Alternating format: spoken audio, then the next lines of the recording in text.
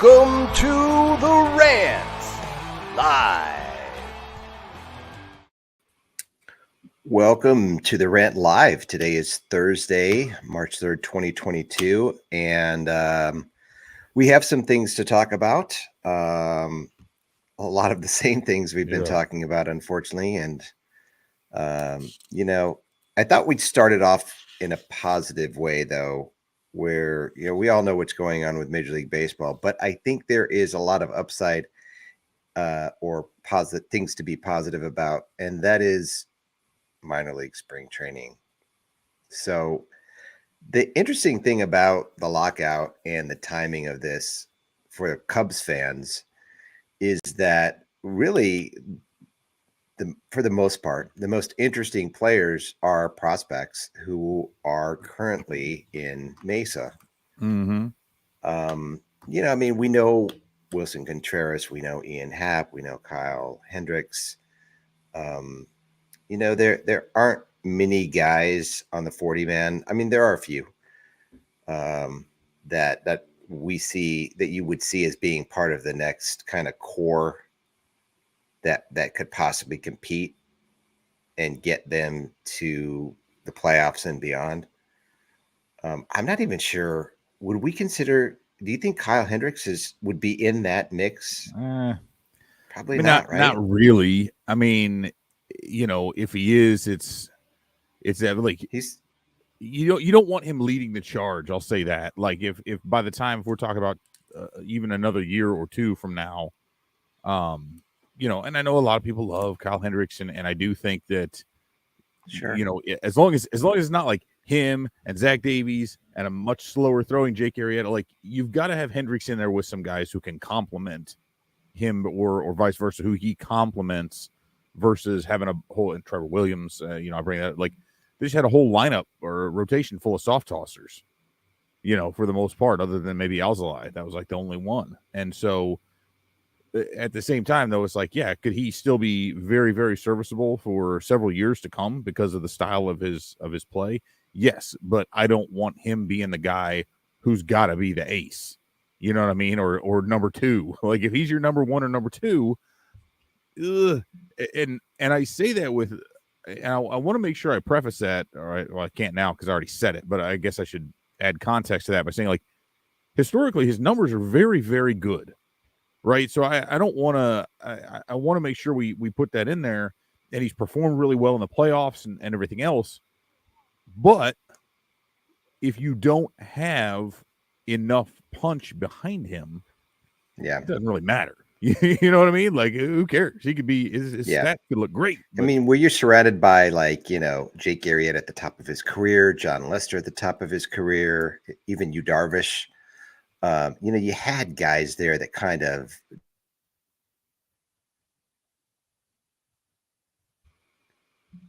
made it so that it kind of gelled.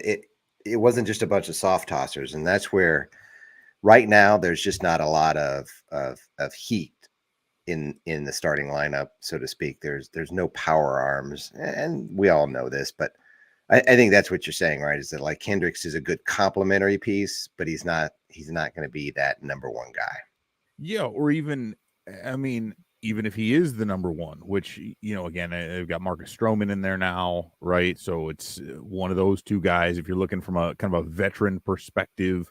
But even that, and that was part of the thing that we had talked about on here, and that I had said, to me, and Stroman throws harder than Hendricks, and certainly relative to the rotation they threw out there last year, but he's still not a hard thrower, particularly by today's standards, right? Where the average fastball is like 95.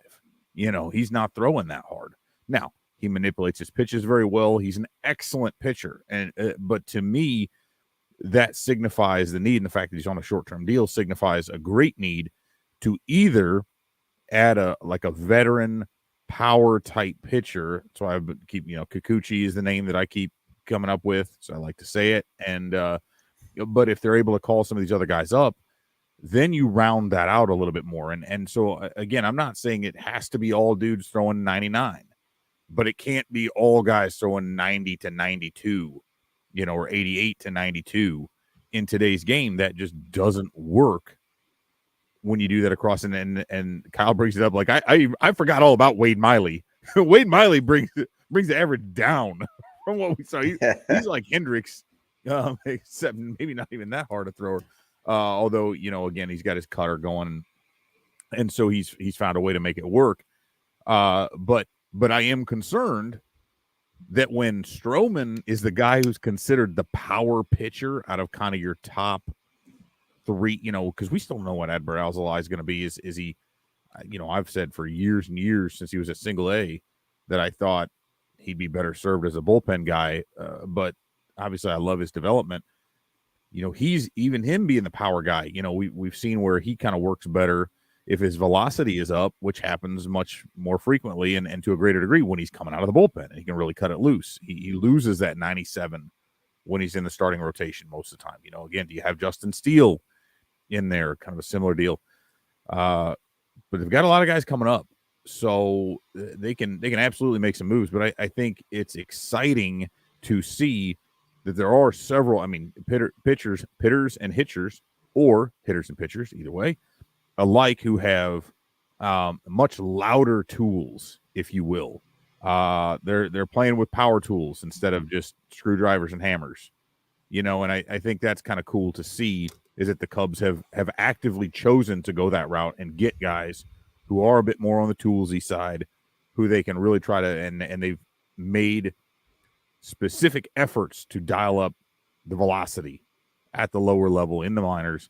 And then they'll say, hey, kind of the next step is that pitch design and really dialing in some more command and control type things. So I like where they're going. I don't know how fast that gets them to where they want to be, but it's a hell of a lot more exciting. Yeah, and I mentioned minor league spring training and the guys that are down there. And so this is a time where, granted, we're in a lockout right now, but there are a lot of prospects that are here in Mesa, Arizona, that are going through the reps, that are going to get to play, that are getting the chance to train together. But the interesting thing and the hard thing to accept is the guys who are on the 40-man roster who should be down there, who are really missing out. One of the first guys that comes to mind for me personally is Braylon Marquez. Here's a guy, and if you want to throw Miguel Amaya in there as well, two guys that are on the 40-man roster who were both injured last year and really need the reps right now. Top end prospects, top 10 prospects within the Cubs system. And I worry about guys like that. There's a number of other guys that are on the 40-man. Nelson Velasquez, here's a guy that just tore up the AFL on the 40-man roster, not getting reps, not getting practice time, at least not with the Cubs. And so those are the guys that I'm worried about the most. These are the guys that we thought were kind of closest to, the big league team, that we thought, maybe a year or two ago, we're going to be contributing by this season. And now we don't even know where they stand. Yeah, and I think the two that you mentioned in particular, the really worrisome part, like with Marquez, right? So had a real tough time in 2020, getting, obviously all those guys were basically working out at home, for with whatever they had access to. And if they're international players, who knows what kind of facilities they've got access. Even some guys here stateside, but by and large, you can find, I live in a small town. I can, there's a few places within 10 miles where you can get a workout in, legitimate baseball facilities. But, that was part of the thing with Marquez, is that he didn't really have that much. He was out of shape. So they had to send him to the alternate site, but he had trouble getting there at the start, had to work himself back into shape, got into one game with the Cubs at the end when they called him up. And then, between little injuries. So first of all, he had COVID and had trouble with the intake process to start 2021, had to spend some time on the shelf, then had some issues with his shoulder that persisted for a while, nothing that required surgery, but didn't pitch at all. Finally got around to throwing a bullpen late. So now you've got effectively 2 seasons lost. If we're looking in terms of competitive pitching, he pitched in one major league game and clearly the nerves were, or maybe it wasn't nerves, whatever it was, something wasn't quite there for him. And Amaya, very similarly, right? COVID year, cut out the minor leagues. He played in like 6 games or something. It was very few. Maybe it's more than that. I'm thinking maybe Pete Crow Armstrong played 6 games, I think. But anyway, very few at bats. And so now you're talking about guys who have effectively lost 2 years of their careers. And again, in terms of the competitive part of it, because, and I think that's really important when we talk about spring training. I don't want to diverge too far, but it's very interesting, right? Because this is not a sport anymore where these dudes are showing up and like having to kick their booze habit and their 2-pack a day cigarette habit that they picked up, that they really let go during the off season. And now they got to like drop 20 pounds to get in shape. These guys are all in fantastic shape coming in, and they all work out all the way through. So they're ready to play, but there's a massive difference. We saw this with Craig Kimbrell, right? In throwing to a cardboard cutout or hitting against a pitching machine and being in a live game setting. Just entirely different the way the speed of the game works. So anyway, those are tremendous losses. And the fact that we don't know how long it's going to be before those guys can get back into that sort of situation, be it full health, obviously cannot work out at team facilities under the guidance of team medical personnel and training personnel. Like, that's the part that really sucks, because and they can back channel a lot of stuff, right? I mean, they were talking about that. I mean, we saw that with, another one, Nicky Two Strikes, Nick Madrigal, right? Wasn't really supposed to be, they're locked out, but he's going to a facility. He's working with the trainers. Those trainers pass information along to the Cubs, via email and whatever. So the Cubs are working with the trainers, but they can't talk with Madrigal directly. So I know the same thing is going on with these players, but again, it is vastly different to be like having to ask a pitching coach who's not affiliated with your team, like, oh, how did Braylon's bullpen go today? Oh, yeah. And he can explain all that, but it's like, who's he throwing to? What was the situation? Were the fans there? Of course not. So that is going to be really, really difficult, because these are integral years for these guys. And the team's going to have decisions to make on them. And then what do they do? Where do you put them? That's the part. And then, another name I would throw in there is Ethan Roberts, friend of the show, right? Mm-hmm. Another guy who got added to the 40-man, who looked like he was being fast-tracked. Wasn't going to be in Chicago right away, but certainly AAA. Can't do that. He can't work out at camp. He can't get in there and prove himself against these guys. He can't be assigned to a team right away, barring a fairly quick turnaround on this thing. And, not to mention they're not getting paid. So now you got these guys who have been living on minor league salaries the whole time, added to the 40-man roster. Hey, this is going to be cool. We're going to be in big league camp. Nope. You're not going to be in any camp, and you're not getting paid. So have fun with that. It just sucks for those guys. The guys that are in Mesa, though, they are benefiting from being there, obviously. And I went down there. Actually, let me point that out. Yeah, Amaya is another one. Like, he's not healthy anyway, but at least being in camp and being around, like he had the what was it, Tommy John, right? But I would much rather have him there in the facility around the staff, right? That to me is the big thing. And he's going to miss that time, like, regardless. He would miss the actual competitive time, but there is something to be said. And this, I'll go back to like Kyle Schwarber when he got hurt.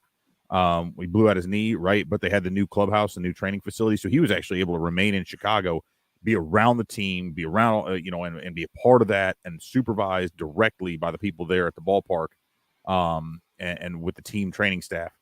That to me is invaluable when it comes to rehabbing and remaining a part of the team. If you're away from the team that much longer, when you're already kind of competitively away from them, and now you're sort of emotionally or mentally away from them as well, that's really tough for a developing ball player. So anyway, I apologize. I stepped on your thought there.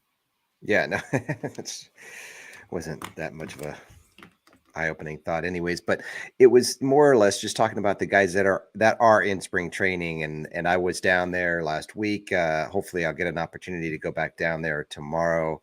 But it's great. I mean, you go down there and the guys that are there, Brennan Davis is there, Pete Crow Armstrong, Christian Hernandez. I watched Caleb Killian throwing to, here's the thing is Brennan Davis was on deck. He was throwing, Caleb Killian was throwing live BP. And I'm like, oh, this is going to be great. I'm going to watch, Brendan Davis go against Killian.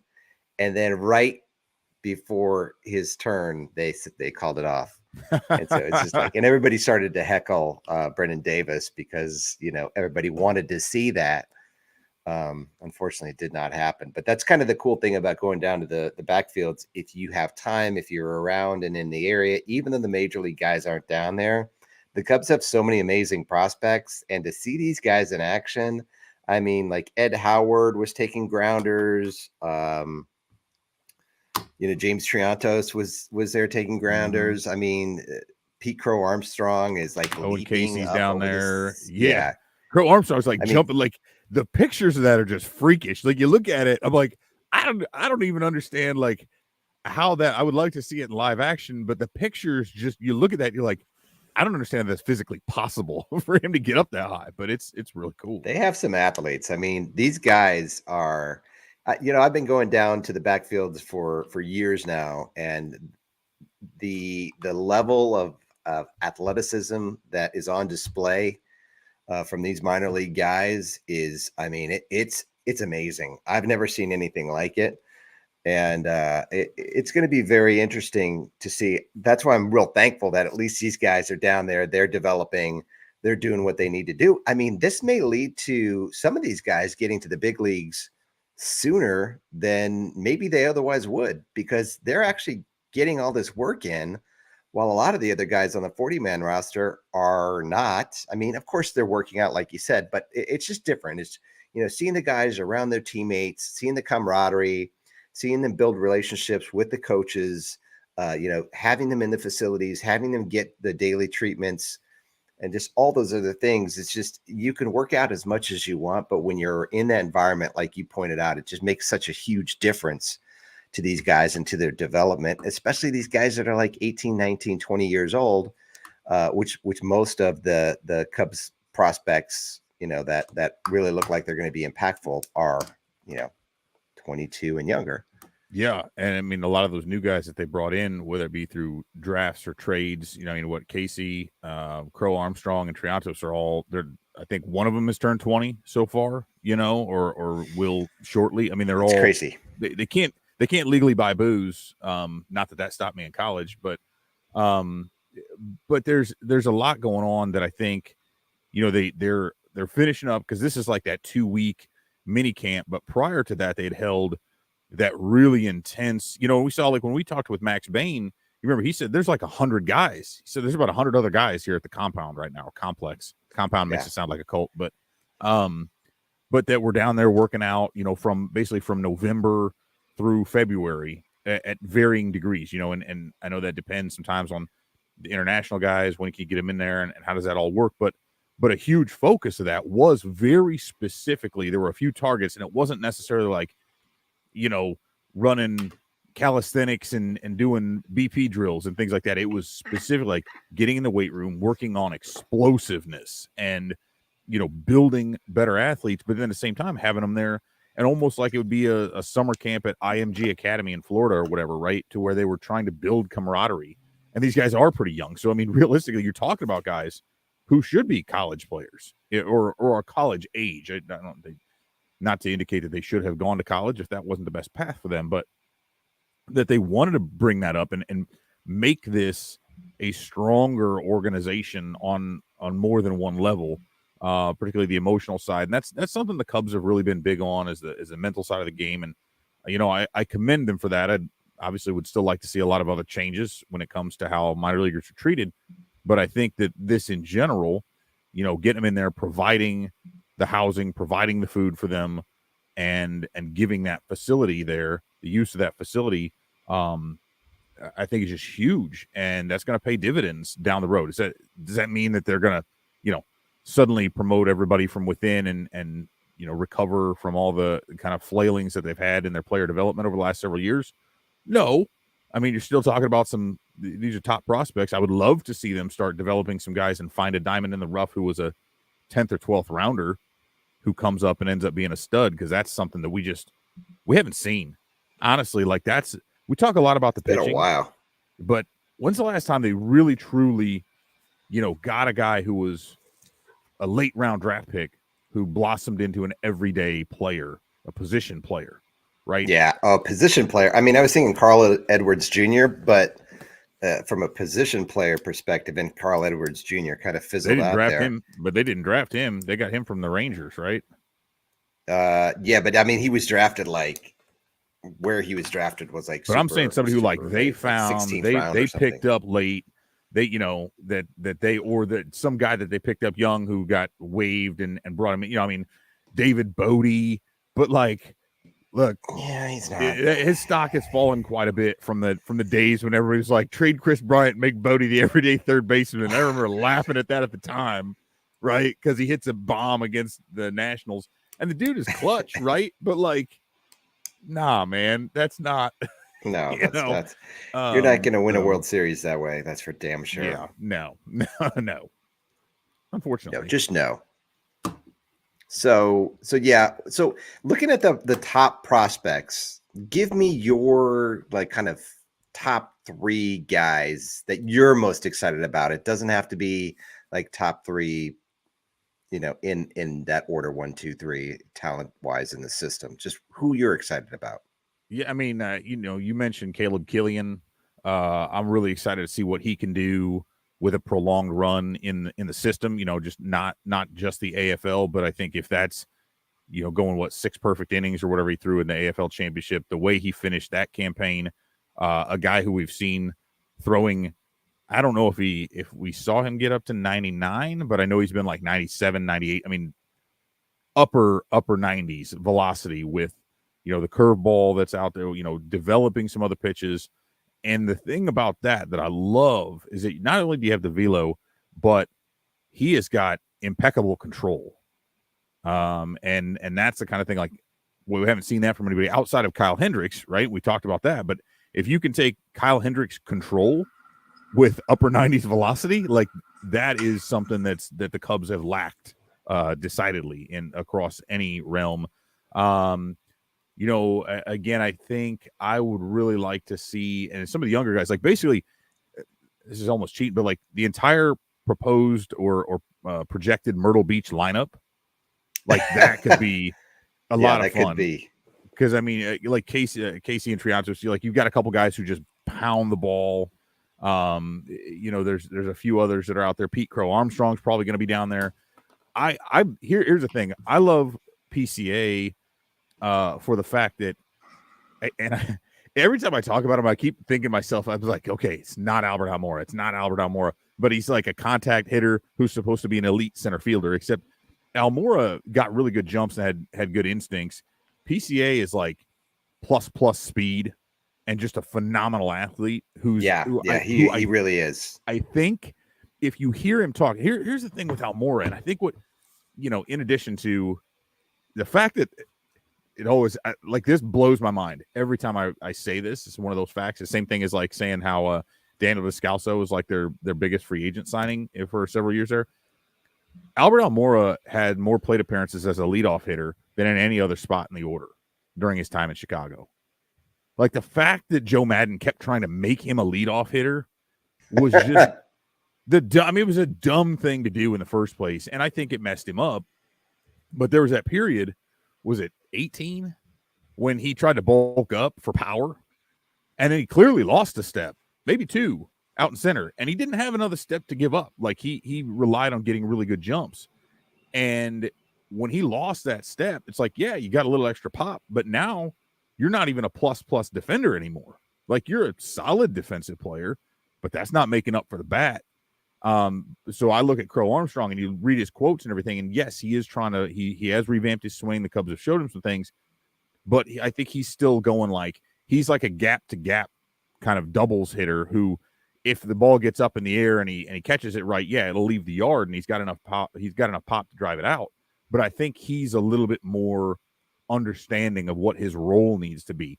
So I like seeing him, you know, I mean, you look at Triantos as a guy who can throw the ball 95 miles an hour, can dunk from a standstill under the basket, and then has excelled as a hitter. He batted .712 in height. First of all, he took extra courses to graduate from high school in 3 years instead of 4.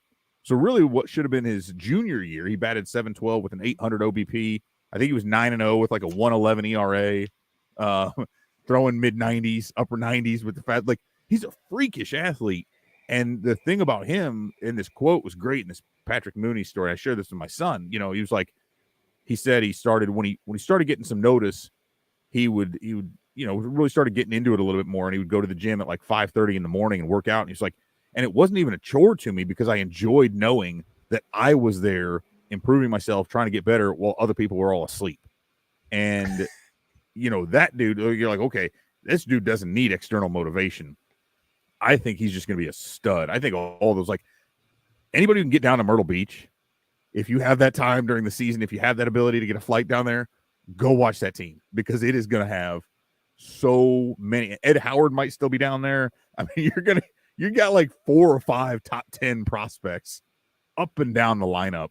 And I think it's one of those things that's going to be a whole lot of fun. So it's cherry picking, but I mean, Brendan Davis will be cool, but at this point, I think we're all like, that's given. I want to see some of these other young guys and see what they can do with their first real taste of a full season of professional baseball. Yeah, I mean, and it seems like it's been a while since we've had like a normal full season. It's like I mean, last year I guess, but even then, it didn't feel normal. It's like the Cubs sucked, and they traded away like everything, and so it's just like it literally it feels like the last normal season was really 2019, and so and this season's not going to be normal again. I mean, so it's like that's kind of a little frustrating too. But I get what you're saying. Well, at least they can't lose any games in March or April, probably. I suppose they still kind of could. I suppose it could get going. I will be surprised if we get baseball in April. I'll say that. But there may regular be season baseball. Spring training. Yeah. Regular season baseball. We needed to clarify that. So yeah, that's probably true. And can I also mention Megan Montemurro, I think is her name, is stealing my shtick.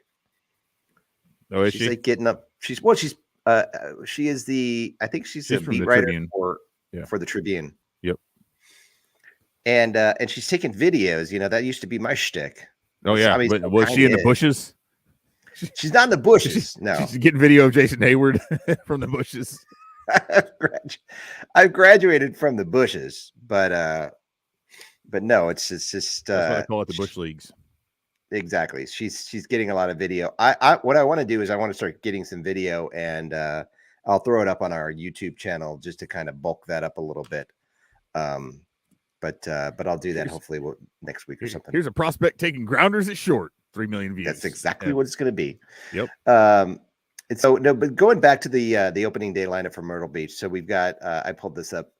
You got Pete Crow Armstrong, center field, James Triantos, second base, Owen Casey, DH, Felix Stevens, first base, Kevin Alcantara, who we haven't even spoken about, in right field, Ed Howard, shortstop, Reggie Prasadio, third, Ethan Hearn, catcher, and Ismael Mena in left field, who I'm not really familiar with. Yeah, but that's like their last, their first round draft pick from a couple years ago, second round draft pick from this past year, 3 dudes they got in the trade with the Padres. Yeah. Or at least 2, and then they all run together at this point. But several of those guys are only going to be 20 years old, right? This coming season. I mean, I think Howard just turned 20. I think Casey turns 20 coming up. Like Triantos just turned 19. Casey turns 20 like in March. I'm off a little bit. They're all running together, but I mean, you're talking about very young players who, and I think the cool thing with Howard, right, is he struggled, right? I mean, he got drafted in the pandemic summer. That sucked. Last year was his first year of professional baseball, full season, and he struggled early. But if you look at those numbers, they continued to get better throughout the season. He was hitting really well the last month or two, and I think starting to figure things out. And from all accounts, this is a guy, just a tremendous work ethic, great makeup, and I think what you're going to see is someone who, and from what everybody says, he's one of those guys who makes tremendous contact. And so there was a little bit of bad luck, I think, involved. So you get some of those struggles early. You got to overcome those. But I think he's a guy who, once he gets that bat to ball contact, I mean, I should say this, he's got tremendous bat to ball skills. Once that stuff starts coming into place and he really settles into his own, he's also just a phenomenal defender. So now you've got him and Pete Crow Armstrong up the middle at short and center. And now you're talking about elite defense to go with what could be, at the very least, improving hitting skills. Like, it is just going to be a lot of fun. And so I think, and especially with that place being, not real conducive to a bunch of home runs, I think you get a lot of balls in play there. But then those guys, we could see that lineup or a good chunk of it in South Bend later in the season, depending on how things move. And so, much easier for fans in the Midwest to get to if you're in that area. So, yeah, it's going to be fun. A lot to be excited about. And like I said, a lot of those guys are down here in Arizona. So if you get a chance, head on over to Sloan Park and check it out, because there's definitely a lot of action going over there on a daily basis. Going to Major League Baseball and away from the minor league players, I guess, would be no end in sight to the lockout. I don't think we need to rehash what happened on Tuesday, because you can get that basically anywhere on Twitter. But we are kind of where we are. They did meet in New York today. I'm not sure that there was much of a negotiation session necessarily, because they're so far apart. Well, and it was just Dan Hallam and Bruce Meyer, the lead negotiators from either side. They met for 90 minutes, said they talked about all the different stuff. But, if you don't have the other invested parties there, I mean, granted, agents are there and negotiators there to act on behalf of their appointed parties, but I don't think we can expect much to have come out of this other than, again, perhaps laying some more groundwork for other conversations to come. Yeah, I mean, you look at the numbers and where they were, and we've talked about it a lot on the show, but they're still so far apart. I mean, there really was no movement at all. They met for, I think, 7 straight days face-to-face, maybe 8, including Tuesday.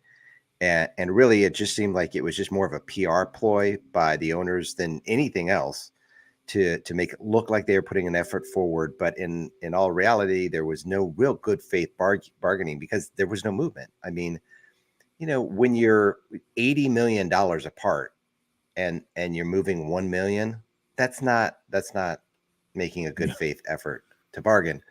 And that's exactly what happened. And I mean, like, there's a $1 to $2 million movement by the owners. And, I think we can go over again and again and again the owners' approach and their tactics and, how they've gone about treating the players and the union and everything else like that. And it's not worth pounding it into the ground, but in the same sense, it's frustrating from a baseball fan's perspective, where we just want to watch baseball, right? I mean, it's nice going down to Sloan and seeing the minor league guys, and that's great and everything like that. But we want Major League Baseball back. We want it, we want to know that there's a future for Major League Baseball, and that this isn't going to happen every 5 years. And like, this has the feeling of they're going to come to an agreement at some point, right? Whether it's in a month or 2 months, whether the entire season gets canceled, but they will come to an agreement. The problem is going to be that in some degree, they're going to be kicking the can down the road, one side or the other. And it feels a lot like the owners, at this point, at least, just don't care about canceling games whatsoever. Just don't care about the state of the game. And it's frustrating. It's hard to figure out. There's no real alternatives. There's not another baseball league that, we can follow that has the best talent on the planet. It's Major League Baseball. And so I'm super frustrated. I'm sure you're super frustrated by that. And just from a fan's perspective, I mean, forget about the fact that, we have a baseball blog, and there's really nothing to talk about there. It's frustrating. And it seems like it's just an issue that's been going on and on and on, and we have to deal with it every 5 years. Is there any way, do you think, that there's a path forward where it's not going to be this contentious type of relationship forever?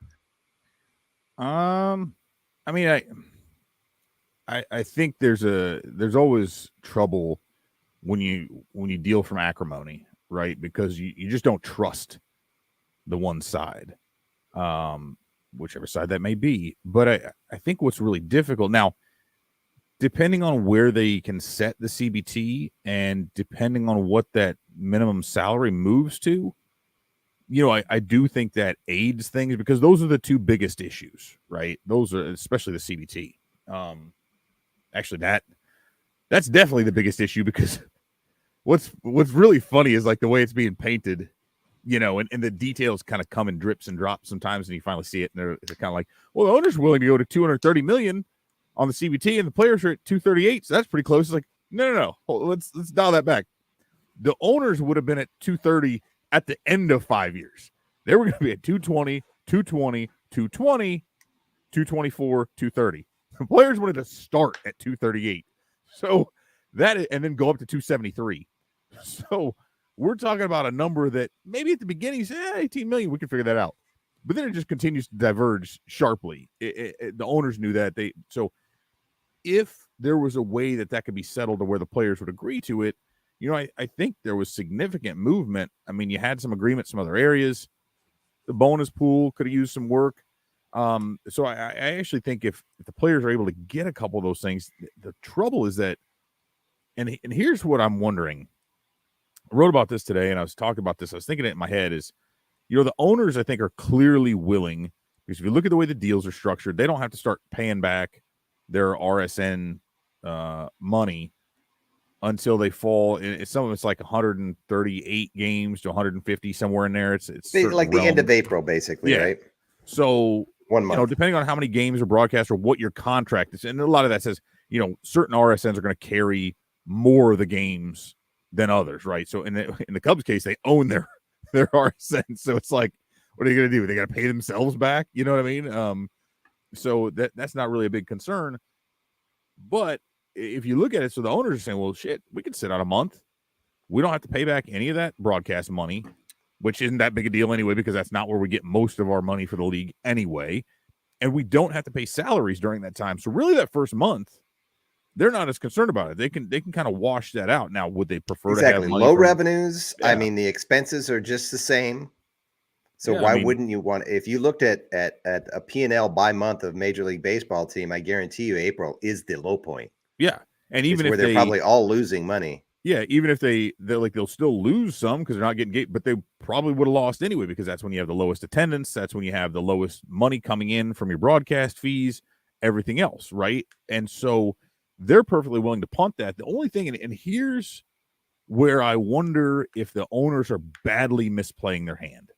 Right now, we're talking about, we haven't seen, a lot of the owners were not around in 94, 95. Most of them have been turned over since then, right? So they weren't around for those lean years that followed that strike. They don't know what that was like.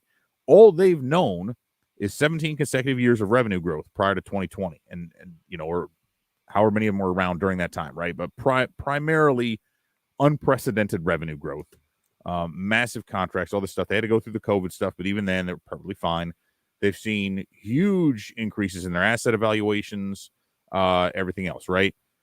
But so much of that is predicated on these postseason rights fees, on, MLB.TV, on various other, they've got like DAZN is another streaming service. There's a Sinclair streaming service that's trying to start up. What happens if the owners fuck this up so badly that a lot of the fans are saying, we're already seeing people saying, screw you, MLB.TV, I'm not going to renew. Who's paying $18 for this Sinclair service to get these teams, at least for the baseball hook?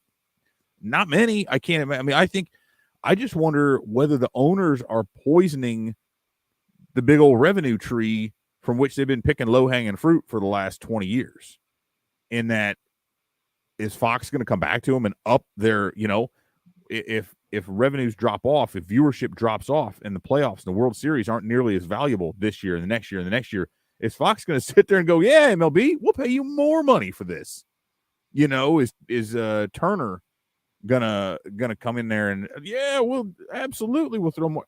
I don't know, man. And that's where so much of this comes from. I just wonder if they're so hell bent on trying to protect their little, right. They've got their golden, their goose that lays the golden egg, right? And they've got that egg, and they're so protective of it that they're just going to end up sitting on it and crushing it, or wringing the goose's neck by accident, and they're just going to mess it all up for the future. Because I don't know that they're looking past 5 years. They want to screw the league, right, or screw the owners. The owners want to screw the players right now, and I just wonder if they're shooting themselves in the foot 5 years down the road. Yeah, I mean, only time will tell on that, right? We have somebody mentioning something. Will sportsbook save baseball this time? I mean, I don't know. I don't know that that gets more people to actually watch the games, and go to the games, which is really what the teams need. That's really what's going to be interesting, is to see, once baseball starts back up again, what will the attendance figures look like? Yeah. It's a complex situation, and it's not getting any easier. I think one of the funny things is, if you watched Rob Manfred's press conference, and all the memes and just things that came out about Rob Manfred smiling and everything like that. And I think the one thing the owners have done masterfully is they position Rob Manfred as the GOAT. Mm-hmm. And he takes the blunt of everything. And this is a dude that he's just the messenger. I mean, he really has, I don't know how much he really has to do with the entire process, to be honest with you. I mean, of course he's there, he's involved, and he's leading the owners group, but he gets told what to do.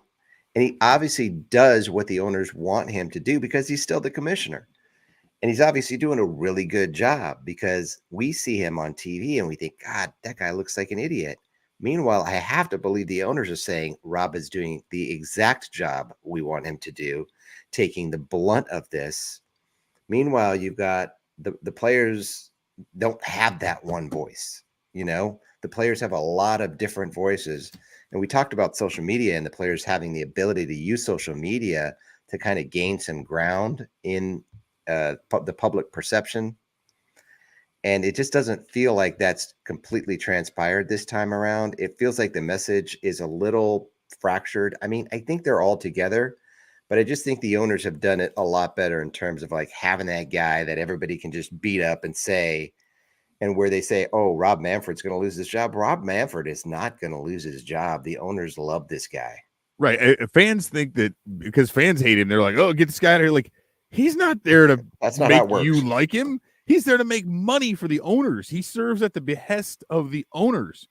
And I tell you what, you want to know the other side? Like, we all talk about, like, if these guys weren't making money, they'd get out of the business, so they wouldn't buy new teams. If they weren't making money, you could be damn sure the commissioner would be out on his ass, right? Like, if they felt like there was somebody who could better come in there and make them more money, and they thought Rob Manfred was doing a bad job, that he'd be gone. Because again, he's just he's a corporate lawyer type dude. He's kind of a weasel, right? And that's what they want. They want this dude to do their dirty work. And that's exactly, he is doing exactly the job. That's what's funny is all these people are like, Theo Epstein should be the next commissioner. Like, the owners don't want Theo Epstein to be the commissioner. Are you kidding me? No, that'll never happen.